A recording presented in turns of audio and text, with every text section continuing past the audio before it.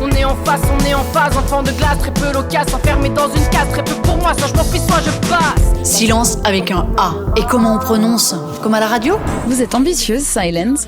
Silence. C'est pardon. Aujourd'hui, je vous préviens, on reçoit un petit gabarit, mais une grande gueule. C'est elle qui le dit. Silence, elle a le même âge que Pulp Fiction ou La Cité de la Peur. Ils sont tous les trois sortis en 1994. Sa Cité de la Peur à elle, c'est Chavannes-Pré-Renan. C'est là qu'elle crèche et qu'elle crie. Gamine, elle se raconte comme un garçon manqué, harcelée parce qu'elle ne rentrait pas dans les cases. C'est moi qui me coupe les cheveux et je suis très fière de cette coupe. Ah, les cheveux, elle aurait pu en faire son métier. Mais son apprentissage de coiffeuse, elle l'a abandonné. Elle a tout plaqué pour errer un peu pendant 3 ans.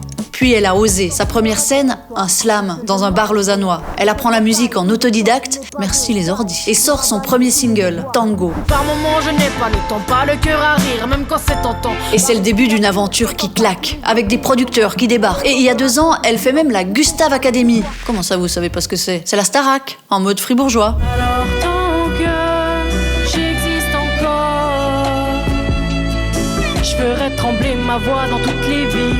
Ses inspirations, Diams, Miley Cyrus, L'Homme Pâle, et elle se kiffe bien aussi elle-même quand elle s'écoute à la radio. Nouveau genre, c'est le nom du single de Silence, une artiste lausannoise. Son grand rêve, chanter dans un stade en furie, et si possible pas celui de Chavannes-Pré-Renan. Je suis femme, je suis viril, je suis homme, je suis fragile.